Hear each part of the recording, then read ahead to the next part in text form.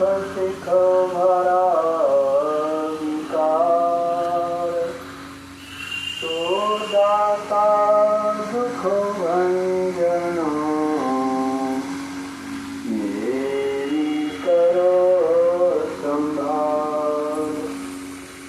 धन्य धन्य सतगुरु सुखर, महिमा कही न जाए। जो कछु कहूँ तुम्हारी कृपा,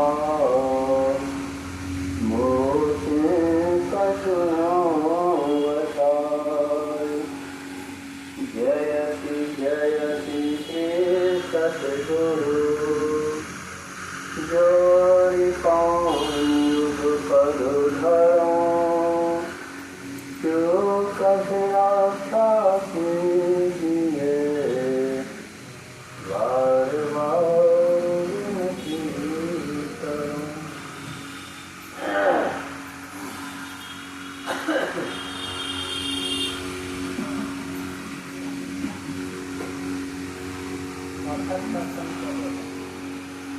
सदगुरु महाराज के चरणों में कोटि शरणम।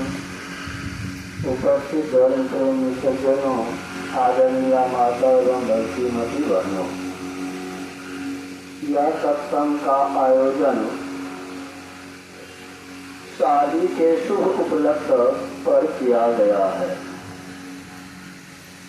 कुछ लोग शुभ काम करने के पहले सत्संग करा लेते हैं, कुछ लोग सत्यनारायण भगवान की कथा करा लेते हैं। जिनको जो समझ में आता है करा लेते हैं, लेकिन धर्म ग्रंथ में कहा गया सत्संग के सिवा या सत्संग के समान दूसरा संसार में कोई लाभ की बात नहीं होती है। शिव जी से माँ पार्वती जी ने पूछा था कि संसार में सबसे बड़ा लाभ क्या है, तो शिव जी ने क्या कहा? गिरिजा, गिरि मन होता है पर्वत, जहाँ मतलब बेटी, शैलपुत्री, शैलपुत्री कहिए, गिरिजा कहिए, एक ही बात है। तो कहा गिरिजा संत समागम, समय न लाभ कछु आन।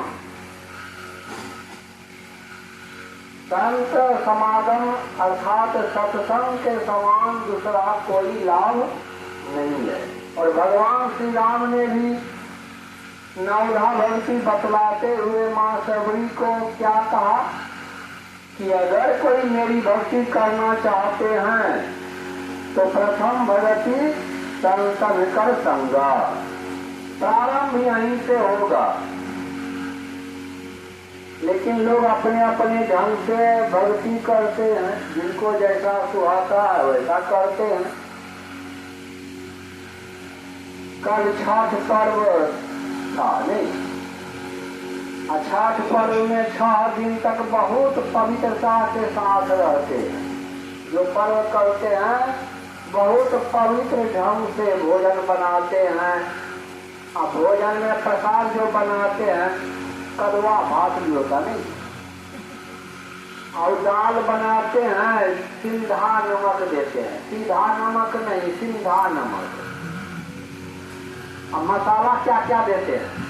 गरम मसाला, मीट मसाला, और क्या क्या देते हैं? कहने कुछ नहीं, केवल नमक हल्दी। और स्वाद कितना अच्छा लगता है। किसका स्वाद है?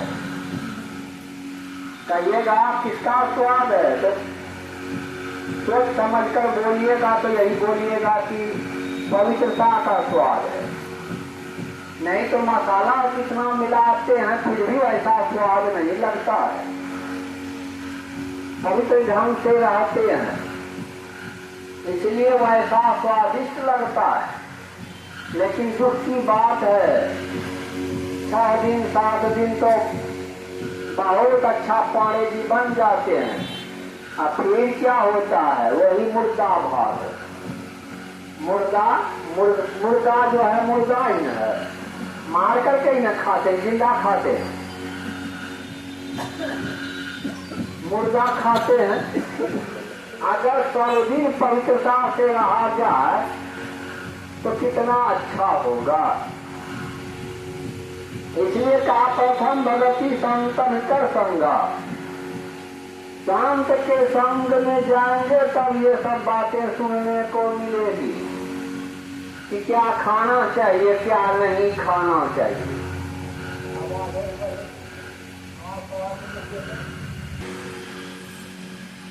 और अभी पाठ में आया कि भगवान श्री राम और लक्ष्मण जी मां सबरी की कुटिया में आए। मां सबरी मतंग मुनि की शिष्या थी।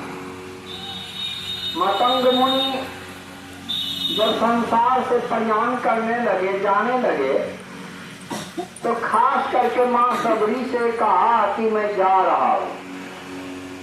मां सबरी ने कहा मैं भी जाना चाहती हूं, संसार में रहना नहीं चाहती हूं।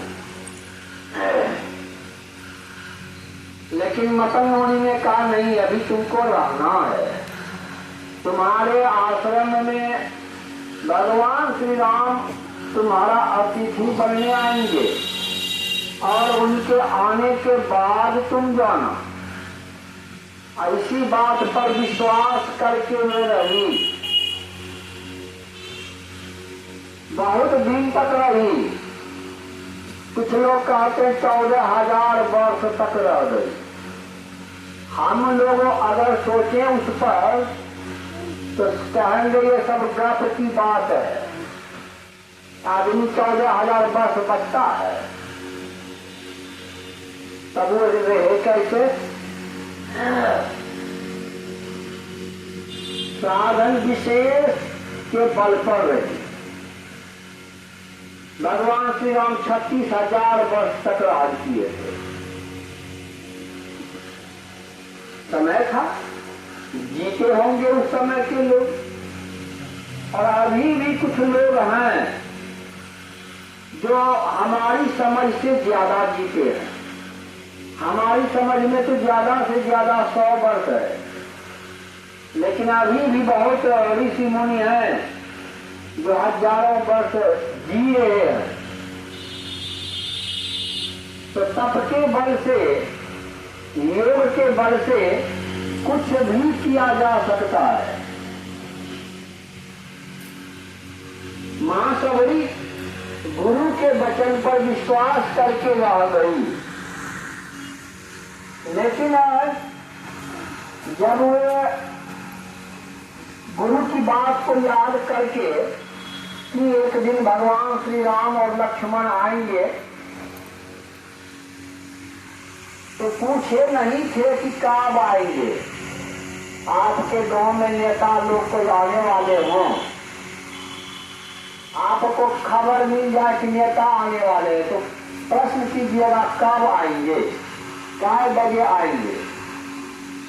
लेकिन यहाँ पर मां सबरी ने प्रश्न नहीं किया कि किस तारीख को आएंगे, और ना बतलाने वाले ने बतलाया कि फलाने दिन आएंगे, केवल आएंगे कह दिए। और रोज तैयारी में लग गई। रोज रास्ते पर झाड़ू लगाना, कंदमूल फल तोड़ कर रखना, रास्ते पर फूल चढ़ाना, सजाना कि भगवान को कहीं कांटा ना गड़ जाए, कोई पत्थर ना गड़ जाए। कोई रास्ते को साफ करेंगे कहाँ तक? सीमा तक, गौ की सीमा। एक साधारण नेता आते हैं, मांस मछली अंडा खाने वाले, शराब दारू पीने वाले, तो गांव को साफ सुथरा करते हैं। जो परम पवित्र भगवान श्री राम ही आ रहे हैं, उनके लिए क्या करना चाहिए? रोज सफाई करती थी, रास्ते पर फूल चढ़ाती थी, सजाती थी।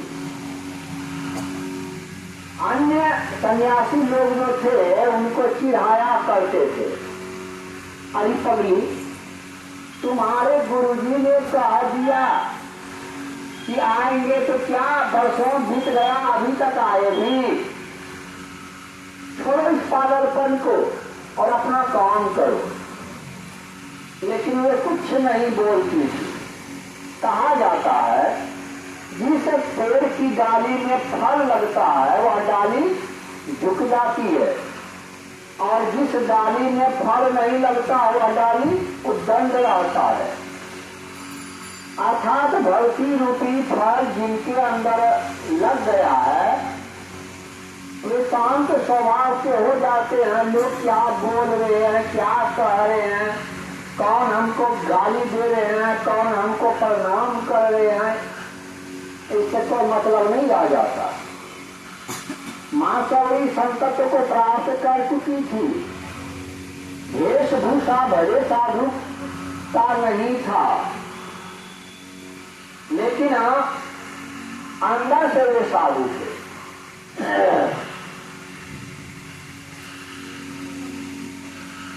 9 प्रकार की भक्ति जो भगवान श्री राम ने बतलाई और कह भी दी। भगवान श्री राम ने कह दिया कि सकल प्रकार भगति दृढ़ सोए। 9 प्रकार की तुम्हारी भक्ति दृढ़ हो गई। भगवान श्री राम जब आए तो माँ सबरी ने समझा कि सन्यासी लोग आए होंगे हमको चिढ़ाने के लिए। बगल में आकर खड़े हो गए दोनों भाई।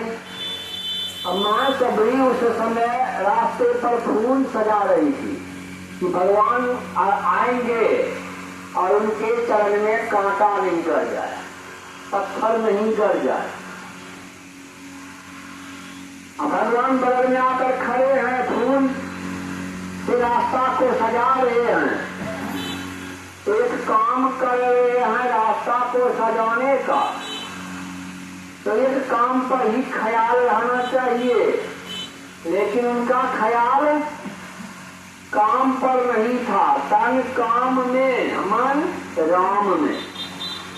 हाथ से तो फूल सजा रही थी, मुंह से हे राम हे राम हे राम जप भी चल रहा है, काम भी हो रहा है। करते कर्म करो विधि नाना, तुरंत रखो जहाँ कृपा निधाना।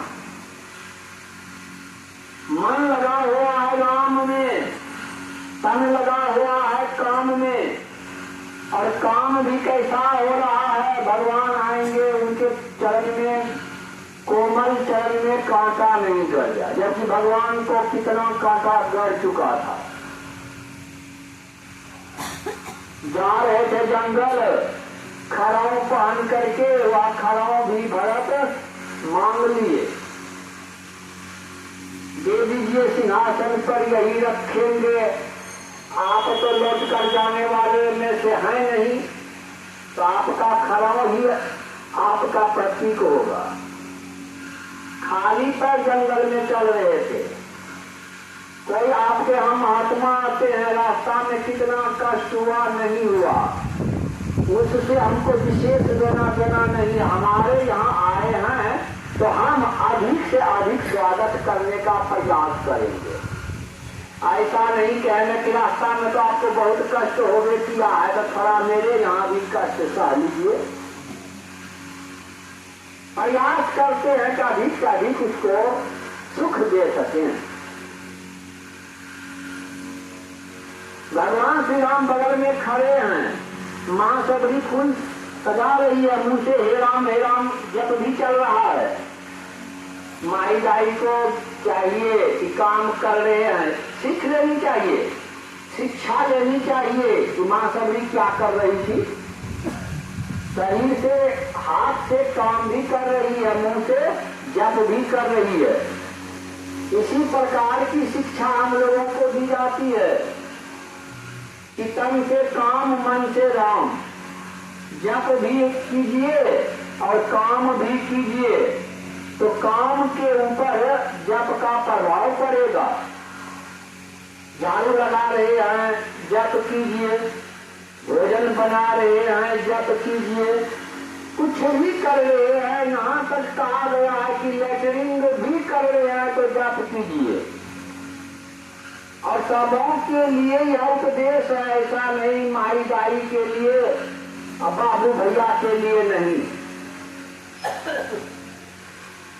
सबके लिए यह उपदेश है कि काम भी कीजिए और नाम भी जपिए, तो आपका काम भी पवित्र होगा, क्योंकि जिनका नाम जपेंगे वे काम में सहायता करेंगे। स्वाभाविक बात है, समाज में किन्हीं का आप गुणगान करते हैं, बाबू बाबू करते हैं, तो उन बाबू को भी लगता है कि ये हमारे आश्रित हैं, हमारे सहारे पर हैं, तो कुछ सहायता करनी चाहिए। और परमपिता परमात्मा के आश्रित जो हो जाएंगे, क्या वे सहायता नहीं करेंगे? लेकिन तन काम में, मन राम में ऐसा हो जाए, भोजन बना रहे हैं, जप कर रहे हैं, झाड़ू लगा रहे हैं, जप कर रहे हैं, काम करते हुए अगर जप हो तो उस भोजन में भी जप घुस जाएगा, और जो भोजन करेंगे उसके ऊपर उस भोजन का प्रभाव पड़ेगा, जप का प्रभाव पड़ेगा। लेकिन आजकल क्या देखते हैं, एक काम माई दाई करेगी, आज नाक से नेता, आंख से आंसू बहाएगी, नाकी बांधती है, हम सबका नौकर हैं, हम काम करेंगे और सब नहीं करेगा। अब भोजन भी बनाएगी तो यही हिसाब से, उस भोजन को जो ग्रहण करेंगे वो कैसा उसका दिमाग होगा, भोजन करने वाले का दिमाग कैसा होगा। आप चाहिएगा कि राम के तरह पति हो, तो आपको भी सीता बनना पड़ेगा। सीता बन करके देखिए, तब राम जैसा पति खोजिए। और चाहते हैं सीता जैसी पत्नी हो, तो आप राम बन करके देखिए, तब सीता की कामना कीजिए, तब सीता की कामना कीजिए। रावण को कुंभकर्ण ने कहा था कि आप अगर सीता को पाना चाहते थे तो आप तो मायावी है, राम का रूप धारण कर लेते। तो रावण ने कहा, राम का रूप धारण करने के लिए राम का ध्यान करना होता है, ख्याल करना होता है, और जिनका ध्यान किया जाता है उनके अंदर जो गुण है वह गुण ध्यान करने वाले में आ जाता है। तो जैसे हम राम का रूप बनाना चाहते हैं, तो हमारे अंदर से काम, क्रोध, लोभ, मोह, मद, मात्सर्य ही खत्म हो जाता है। जब ये काम, क्रोध, लोभ खत्म हो जाए तो हम राम बनकर करेंगे क्या? क्या होगा? सीता को अपनी पत्नी बनाकर करेंगे क्या? तब तो उनको माता का रूप देखना पड़ जाता है। राम का ध्यान करते हैं तो सीता माता के रूप में आ जाती है। इसलिए मैं राम का रूप नहीं बनाता हूं, चाहे तो बना सकते हैं लेकिन नहीं बनाता।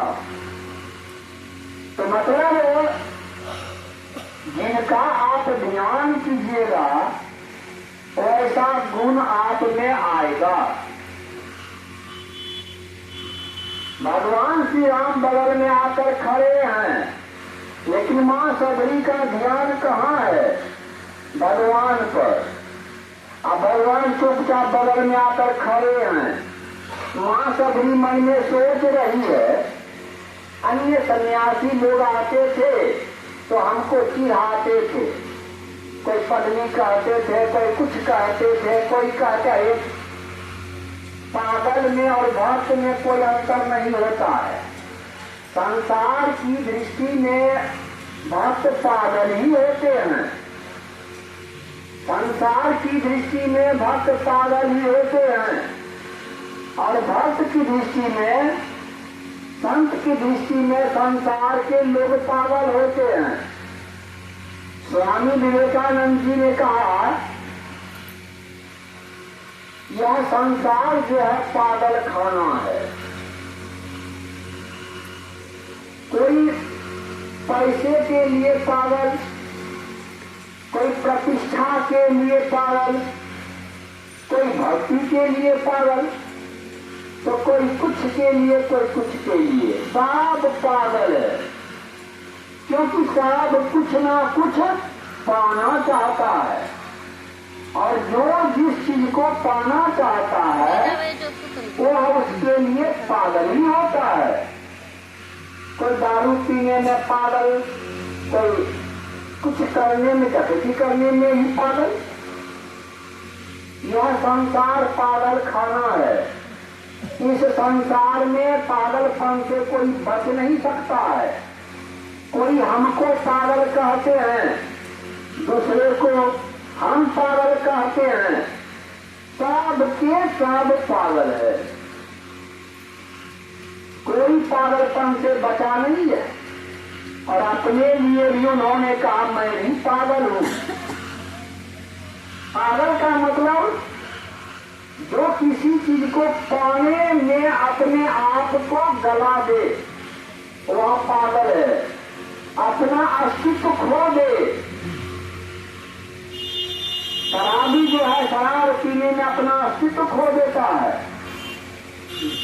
इलेक्शन का समय आ रहा है, नेता लोग अपनी अपनी इज्जत प्रतिष्ठा सब खो करके भी झूठ साज पड़े, जो करना पड़े, हमारी जीत किसी तरह से हो जाए, जैसे भी हो जाए, लड़के झगड़ के बेमानी से तानी मर्डर करके जैसे भी हो जाए हम जीत जाए, तो उसी के लिए पागल है।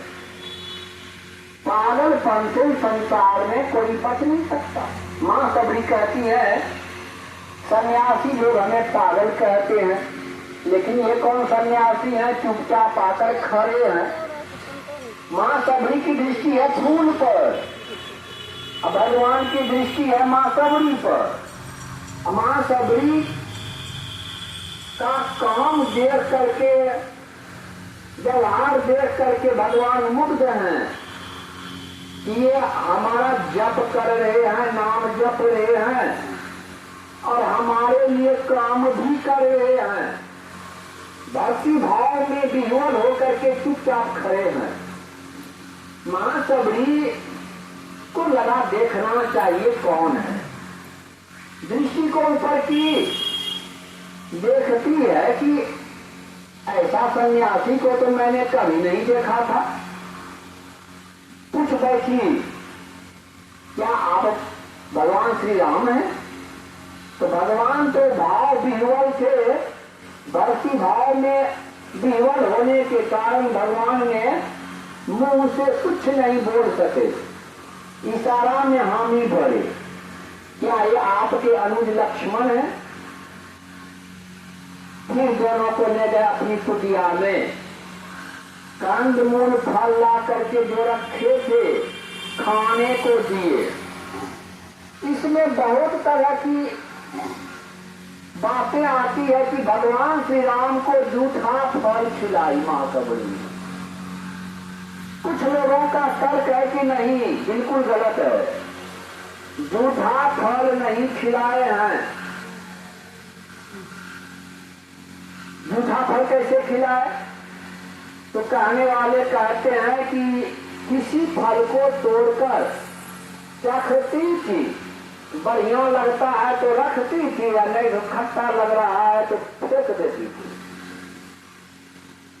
लेकिन दूसरे का कहना है ऐसी बात नहीं है। एक पेड़ का फल अगर खट्टा लग रहा है, एक फल, तो सब फल खट्टा ही होगा। ऐसा नहीं कि पेड़ में अगर 1000 फल है तो हजारों का स्वाद 1000 तरह का होगा। क्या ऐसा मानते हैं? किसी पेड़ का फल अगर एक जैसा स्वाद का खट्टा है तो सब फल खट्टा ही होगा। मीठा है तो सब फल मीठा ही होगा। तो एक फल को तोड़ करके मां सबरी चखती थी। अगर उस पेड़ का फल मीठा लग रहा है, स्वादिष्ट लग रहा है, तो तोड़ कर रखती थी, ना कि आधा खा लिए आधा रख दिए। खैर जो भी हो, उनको कंदमूल फल लाकर भोजन कराए। अब सन्यासी लोग घेर कर खड़े हो गए। उनसे प्रश्न करते हैं, आप लोगों को कोई कष्ट भी है? मां सबरी से नहीं कह रहे हैं भगवान कि आपको कोई कष्ट भी है, क्योंकि भगवान खास करके मां सबरी के यहाँ आए हैं। मां सबरी के यहाँ खास करके आए हैं, उनको नहीं पूछे हैं कि कोई कष्ट भी है। क्यों? भगवान जानते हैं कि इनको कोई दुख कोई कष्ट हो ही नहीं सकता। दुख किनको होता है? जिनको मन में चाहना होती है, ये हो जाए, वो हो जाए, वो हो जाए, उन्हीं को दुख होता है। जिनको चाहना नहीं है उनको कोई दुख नहीं है। इसीलिए कहा चाहना में दुख है और त्याग में सुख है। मन से अगर त्याग दिए तो सुख है, और मन से चाह रहे हैं तो दुख है।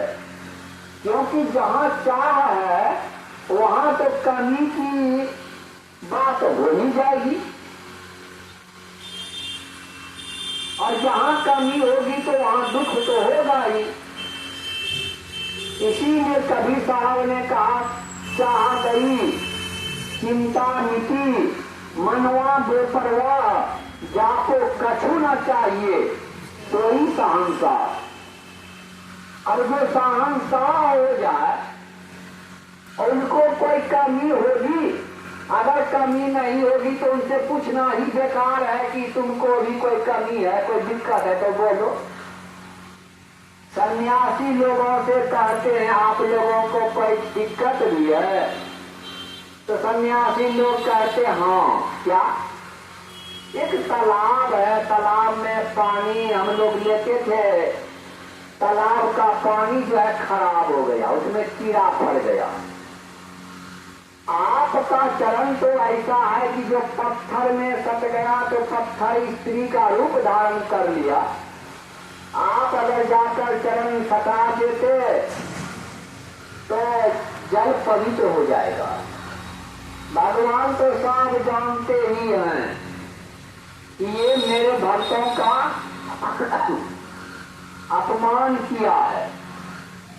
पहले जब मतंग मुनि थे, मां सबरी भी उसी तालाब से पानी लेती थी, लेकिन जब मतंग मुनि चले गए संसार से तो सन्यासी लोग उनको उससे पानी लेना बंद करा दिए। अब तुम पानी नहीं ले सकती है। क्यों? इसीलिए कि तुम मुसरनी है, बिलनी है, नीच जाति की है, तुम इस तालाब से पानी नहीं ले सकती है। तो दूर से पानी लाती थी, कष्ट होता था। मेरे भक्तों का अपमान किया है, भगवान सब जान रहे हैं। अगर हम जल को पवित्र कर देते हैं तो मेरे भक्तों का जो अपमान हुआ है उसका क्या होगा?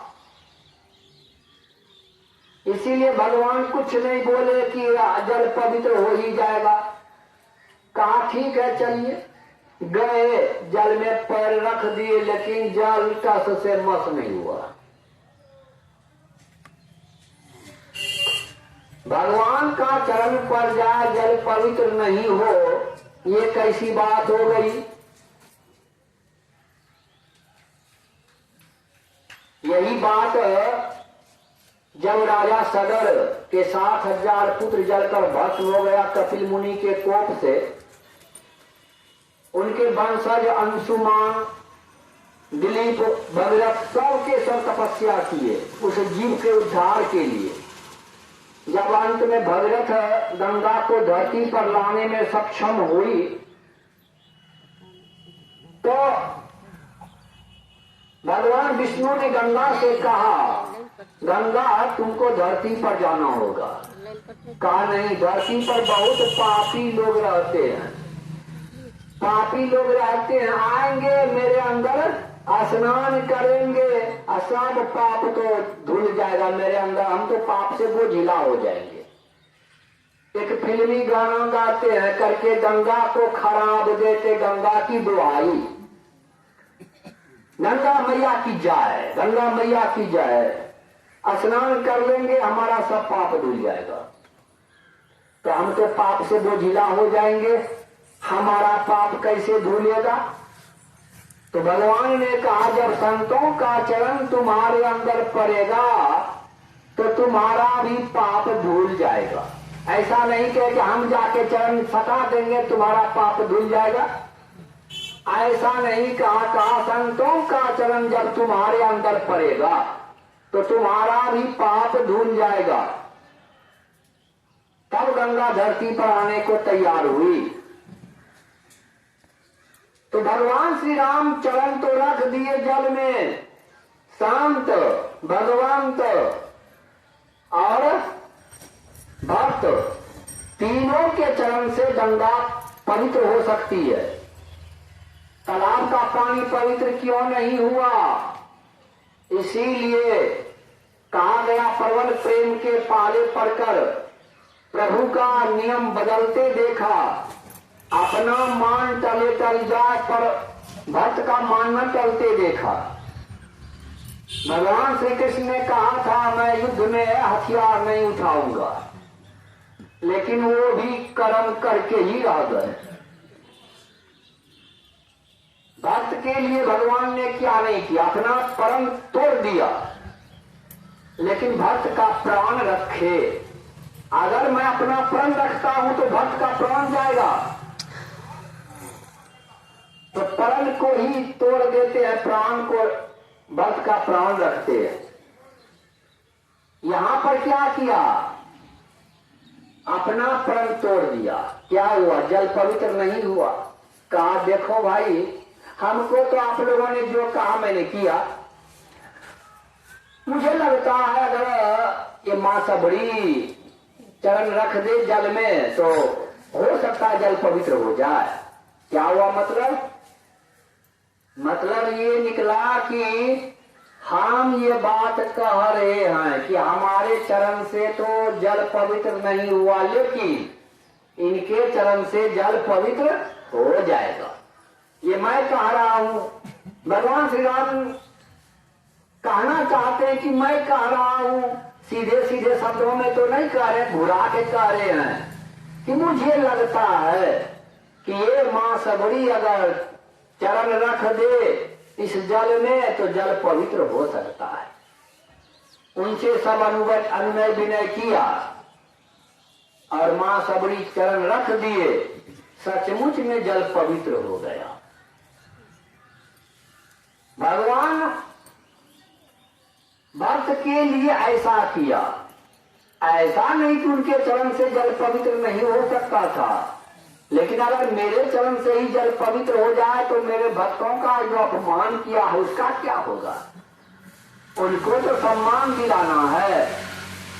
अपना मान चले चल जाए पर भक्त का मान न करते देखा, उनको भी सम्मान दिलाना है। फिर वहां से लौटकर सब आए मां सबड़ी की कुटिया में। अब हाथ जोड़ करके मां सबड़ी कहने लगी, समय के अनुकूल, आज का समय नहीं था, समय था जातिवाद का। समय के अनुकूल उन्होंने ठीक कही। क्या कहा? कि ही विधि अस्तुति करो तुम्हारी, मैं आपकी स्तुति कैसे करूं? नहीं कर सकती हूं। क्यों? इसीलिए कि मैं नीच जाति की हूं, अधम जाति, गिरा हुआ जाति, पतित जाति, अधम जाति की हूं जो हूं, जड़मति भारी। मेरी मति जो है, बुद्धि जो है जड़ है। एक होता है जड़, एक होता है चेतन। जड़ कहते हैं इस प्राण को, और जड़ कहते हैं मूर्ख को। तो माँ सबरी अपने आप को जड़ कह रही है। मेरी मति जो है जड़ है, मैं आपकी स्तुति कैसे करूं? इतना ही कहा करके छोड़ दी तो नहीं, और नीचे अपने आप को झुकाए। मैंने पहले कह दिया, जिस पेड़ में जिस डाली में फल लगता है झुकता, जितना फल उतना झुकेगा। गुरु नानक ने कहा, नानक नन्ही होई रहो जैसे रहते दूब। क्या कह रहे हैं? अपने आप को छोटा बनाकर रखो, जैसे दूब। दूब भी रहते हैं छोटा। जब आंधी तूफान आता है तब क्या होता है? बड़े बड़े वृक्ष गिर गए और दूब खूब के खूब। बड़े बड़े पेड़ पौधा इमारत गिर जाता है, लेकिन दूब को कुछ बिगड़ता है? सुने हैं कि फलाने जगह पर दूब गिर गया, बहुत लोग दब कर मर गए। ना तो वो किसी को क्षति देते हैं और ना उसको क्षति होती है, बल्कि वर्षा होती है। न देखते हैं घास फूस भी देखने में अच्छा लगता है, हरा भरा देखने में लगता है, आनंद आता है देखने में। माँ सबरी अपने आप को और झुकाई। क्या कहती है? अधम के अधम अधम अति नारी। स्त्रियों में जो अधम से अधम है, मतलब गिरा हुआ से गिरा हुआ है। तीन माह मैं मति मंद आधारी। अध अरि आधारी। अध कहते पाप को, अरि कहते शत्रु को। हे पाप के शत्रु, स्त्रियों में जो नीच से नीच होती है, तीन में भी, उसमें भी मैं नीच हूं। मैं आपकी स्तुति कैसे करूं? भगवान का कान पक गया सुनते सुनते। भगवान ने कहा, खूब बोल ली, अब चुप रहो। अब मेरी बात सुनो।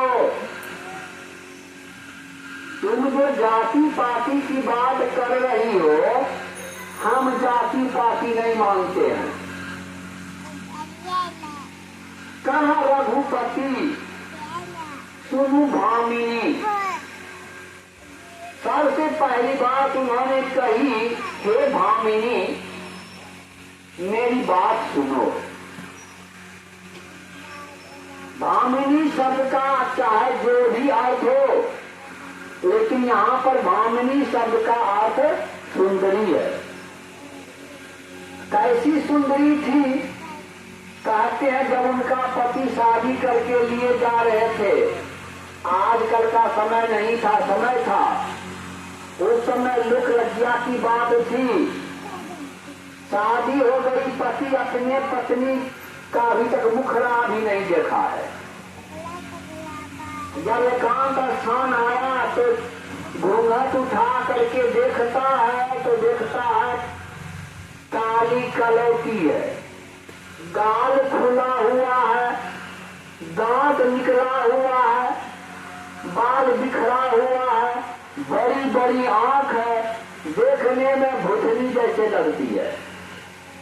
अब इसको ले जाएंगे घर, तो घर में जो बच्चे लोग हैं इसको देख करके डर जाएंगे। हम महात्माओं को भी देख करके कभी कभी बच्चे लोग डर जाते हैं। कल आ रहे थे तो नहीं पढ़ना चाहिए कि कंस बुलाए हैं, नहीं तो मेरे पिताजी तो जो कहे, लेकिन माँ जाने नहीं देगी। इसलिए ये बात आप गुप्त रखिएगा। अक्रूर जी से बोल दिए, बस इतने कहिएगा कि मेला लगा हुआ है, देखने जाना है। अगर ऐसा कहिएगा कि कंस बुलाए हैं, तब तो जाने देने वाले में से नहीं है।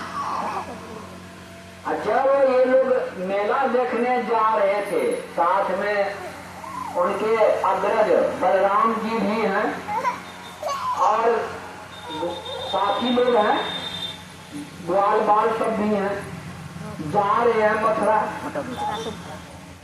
आजकल का समय होता ना तो कहते कि ये तो बहुत बड़े घर का है, तो इनके लिए हेलीकॉप्टर की व्यवस्था हो जाएगी। नहीं, लेकिन समय था, पैदल जा रहे थे। पहले तो रथ पर गए और इसके बाद जब नजदीक गए तो पैदल जा रहे थे सब साथी के साथ। मेला में घूमेंगे तो पैदल ही ना, रथ पर मेला देखेंगे।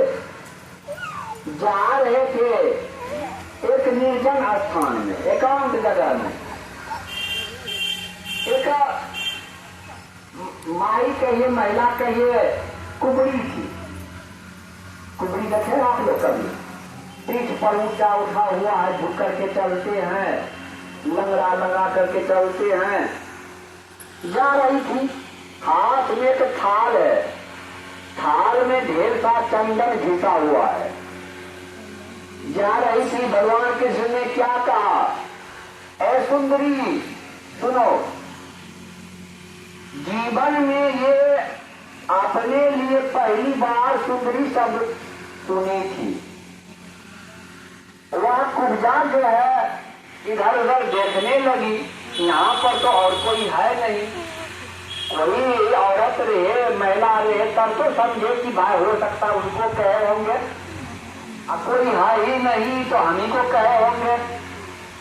इसलिए अब चका गई और पूछ बैठी, क्या मुझे कह रहे हैं? हाँ हाँ सुंदरी, मैं तुम्ही को कह रहा हूं। भगवान दोहरा दिए बात को, स्पष्ट कर दिए, हाँ हाँ सुंदरी, मैं तुम्ही को कह रहा हूं। तो ये क्या कहते हैं, कहां जा रही हो? ये चंदन है। महाराज भोज कंस जो है मेरा घिसा हुआ ही चंदन लगाते हैं। इस मथुरा में मेरा घिसा हुआ चंदन प्रसिद्ध है, इसलिए मेरा घिसा हुआ चंदन ही कंस लगाते हैं। मैं वहीं जा रही हूं। भगवान कृष्ण ने कहा, क्या मुझे चंदन लगाने देगी? कुब्जा कहती है कि अगर आप कहें, आदेश करें तो हम अपने से लगा दें। भगवान ने कहा तो अच्छी बात है, लगा दो। अब लगाने लगे तो सब चंदन लगा लिए, कुछ नहीं बचा। साथी लोग कहते हैं, देखो भाई ये बेचारी जाती चंदन लेकर कंस के पास, तो कंस कुछ इनाम देते, अब तुम सब चंदन लगा दिया, लिया दिया कुछ नहीं, तो तुम भी कुछ दो। भगवान कृष्ण ने कहा, ऐसी क्या बात है, मैं तो ऐसी चीज दूंगा जो कभी इनको कोई दिया भी नहीं होगा। तो साथी लोग कहते, तो निकालो।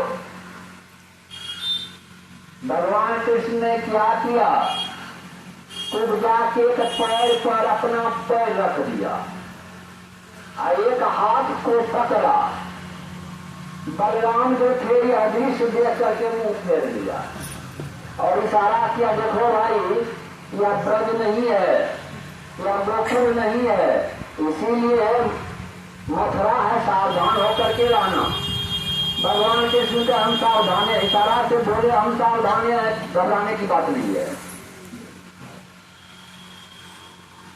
क्या किया, एक पैर रखा उनके एक पैर पर और एक हाथ पकड़ा, ऐसा कस के झटका मारा। जैसे कभी कभी देखते हैं किसी का हाथ पैर पिछाड़ते हैं तो पिछाड़ने वाले पिछाड़ते पिछाड़ते झटका मारता है और ठीक कर देता है। ऐसा झटका मारा उनका शरीर ही सीधा हो गया। अब खुशी में वे नाचने लगी, इधर ये अंतर्जन हो गया, आगे बढ़ के चले गए। मेरे कहने का मतलब है, भगवान रामावतार में मां सबरी को सुंदरी करे और इस रूप में कहा, रघुपति सुनो भामिनी बाता, हे भामिनी मेरी बात सुनो, तुम जो जाति पाति की बात कर रही हो, मैं जाति पाति की बात नहीं मानता। मैं क्या मानता हूँ? मानव एक भगति करना था, एकमात्र मैं भक्ति का नाता मानता हूँ। एक संत होगा, देने लगे गुद्दा तो कहने नहीं, पेट भर गया। छिलका से पेट भर गया, गुद्दा बढ़िया नहीं लग रहा है। ये प्रेम, ये भक्ति का भाव है। जहाँ प्रेम है वहाँ पर नियम नहीं होता, कोई नियम नहीं। और जहाँ प्रेम नहीं होता है वहाँ पर तो बहुत नियम है, नियम से चलना पड़ता है। आप दूसरे के घर में गए हैं, नियम से चलना पड़ेगा। और जहाँ प्रेम है वहाँ कोई नियम नहीं है, कहाँ बैठना है, कहाँ सोना है, कहाँ खाना है, कोई नियम नहीं। विदुर जी फिर साथ में बैठ करके भोजन किए और भगवान भी भोजन किए। क्या किए भोजन में? पहले के लोग बथुआ के साग को मुठला बना करके रखते थे। कल आए समझते हैं, उसको उड़द भी कहते हैं। उड़द का आटा बना करके गीला करके बथुआ का साग, खेसारी के साग, चना के साग को उसमें मिला दिया, पटा के हल्का हल्का गाड़ के सुखा करके रख दिए। अब बस बरसात का समय आया, महीना महीना वर्षा होती थी। आजकल के तरह नहीं, देखिए गया, बूंदा बूंदी हुआ, खत्म। महीना महीना वर्षा होती थी, कभी कभी जो है ना बंद हो गई तो हो गई, नहीं तो लगातार वर्षा होती रहती।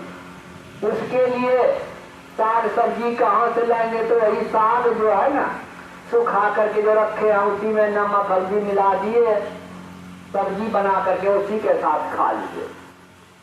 वही साग विदुर जी के साथ में बैठ करके बथुआ का सूखा हुआ साग भगवान ने खाया।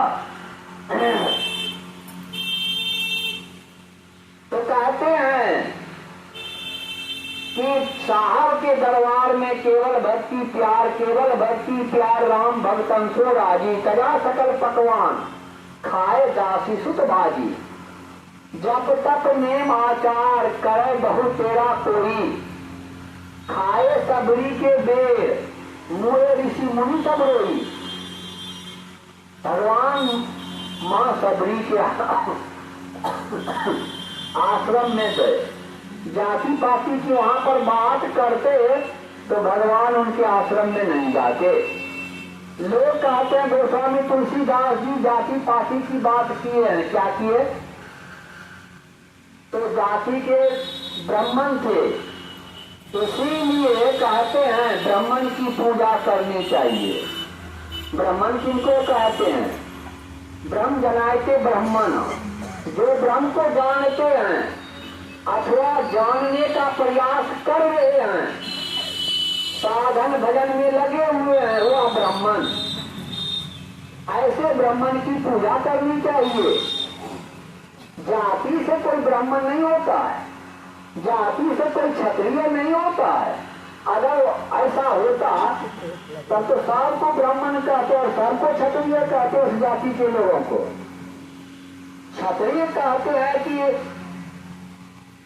कोई निर्बल आदमी है, उनको लोग परेशान कर रहे हैं, उनकी सहायता कर दिए, लड़ाई झगड़ा हो रहा है, जरूरत से सहायता कर दिए, सब क्षत्रिय। और नहीं तो आप क्षत्रिय कैसे?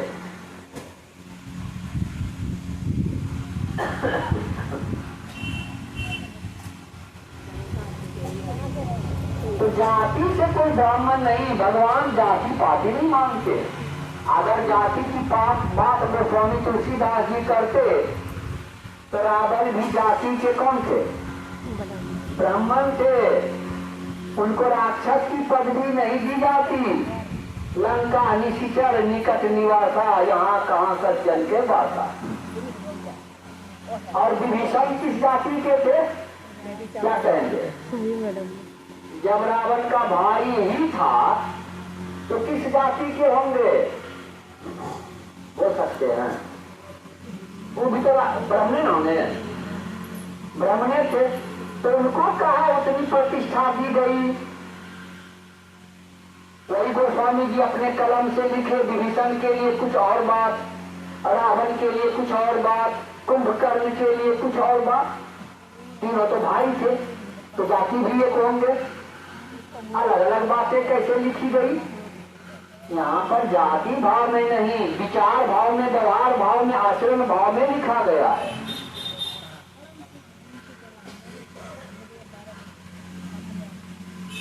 तो कहते हैं जप तप नियम आचार करे बहु तेरा, कोई खाए सबरी के बेर मोए ऋषि मुनि सब रोई।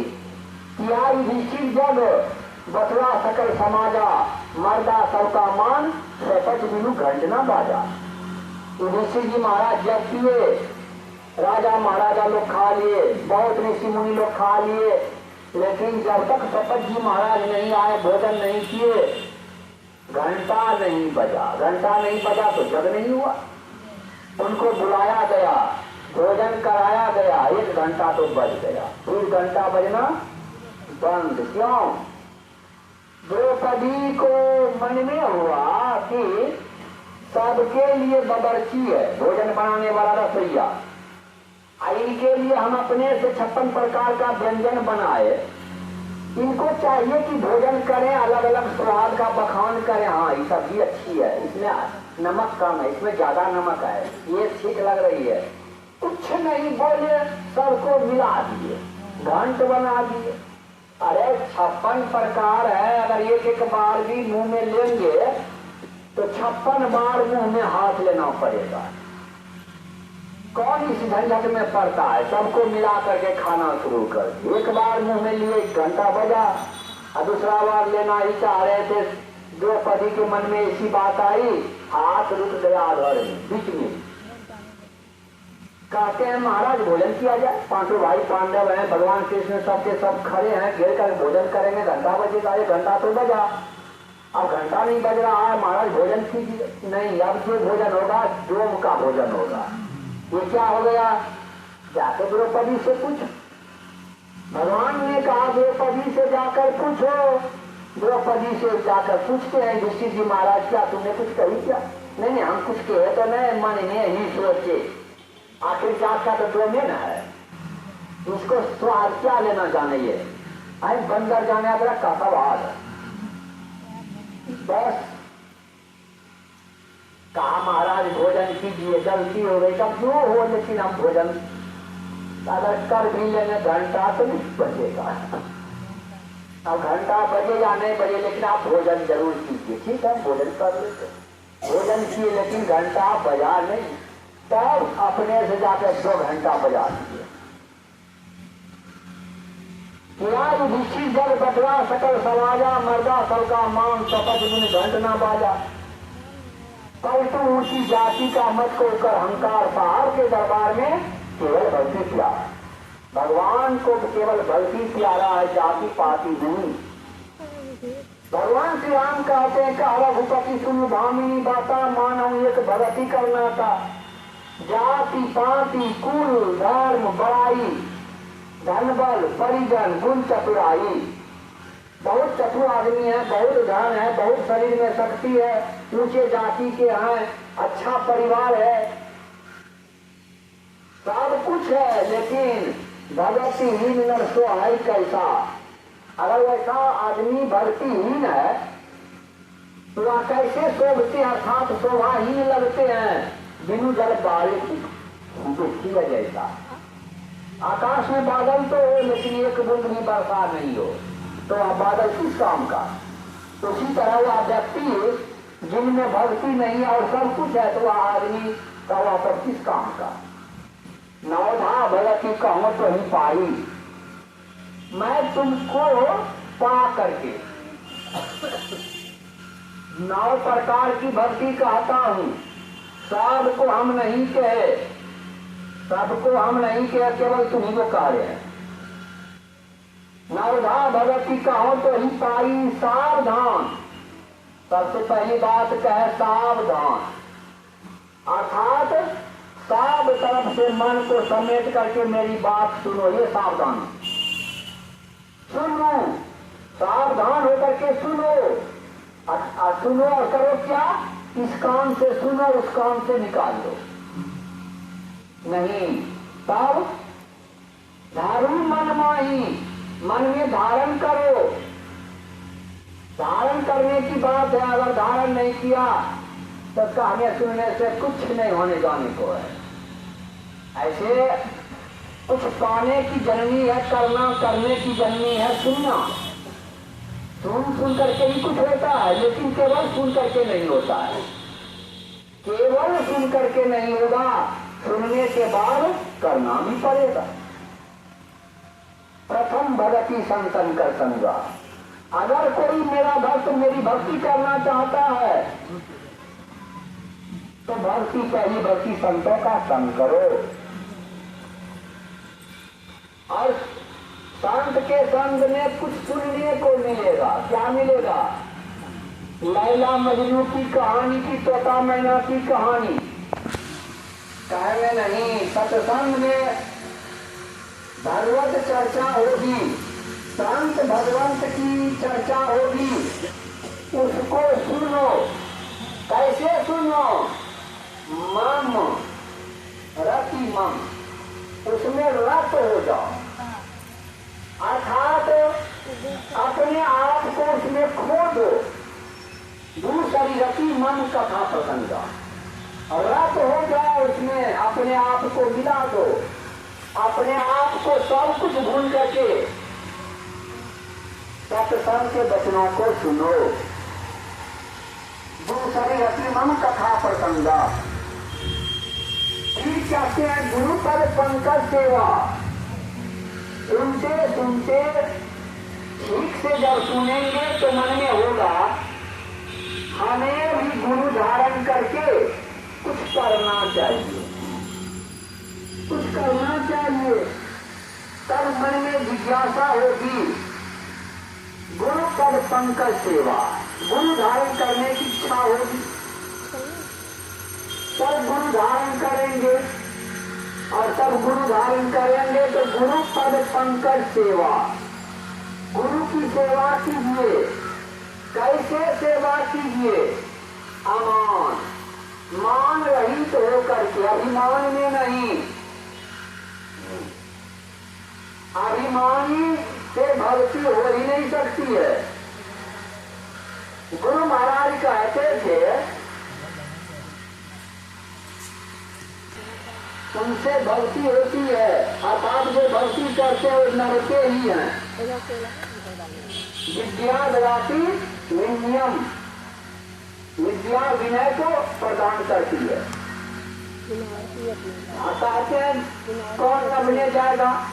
तो काठ कोरा नहीं नभता है। गुरु महाराज के प्रवचन में है काठ कोरा जो है ना वह नहीं नभता है। जो नभना नहीं जानेंगे वह काठ कोरा ही है, समझ लीजिए। जो नभेंगे, बड़े के सामने जो झुकेंगे वही ज्ञान प्राप्त कर सकते हैं। ज्ञान लिया जाता है झुक करके। भगवान श्री राम ने लक्ष्मण को भेजा रावण के पास, जाओ राजनीति सीखो। लक्ष्मण गया, कहाँ जाके खड़ा हो गया? सिरहाने में। रावण समझ गया कि ये सीखने वाले में से नहीं है। रावण ने पूछा कहाँ आए हो? तो आपसे भैया भेजे हैं राजनीति सीखने के लिए। कहा कि उनको भी बुला लो। जब राम को भी बुलाए तो राम खड़े हो गए पैर के तरफ। सीखने वाले को झुकना पड़ेगा। पैर के तरफ खड़े हो गए तो लक्ष्मण कहाँ जाएगा?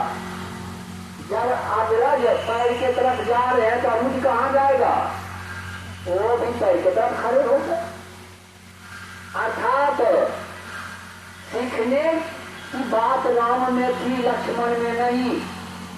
क्योंकि लक्ष्मण जो थे ना क्रोधी भी थे, थोड़ा अहंकारी भी थे, इसलिए सिरहाने में जाकर खड़े हो गए। सीखने वाले को पैर की तरफ जाना चाहिए। कुछ पाने वाले को कुछ खोना पड़ता है। सबसे पहली बात अहंकार को खोना पड़ेगा कुछ पाने के लिए। भगवान कृष्ण के पास दुर्योधन भी गया और अर्जुन भी गया सहायता मांगने, लड़ाई होगी हमारी सहायता कीजिए। दुर्योधन गया पहले, लेकिन खड़ा कहाँ था? चिढ़ाने में। अर्जुन जाकर पीछे खड़ा कहाँ था?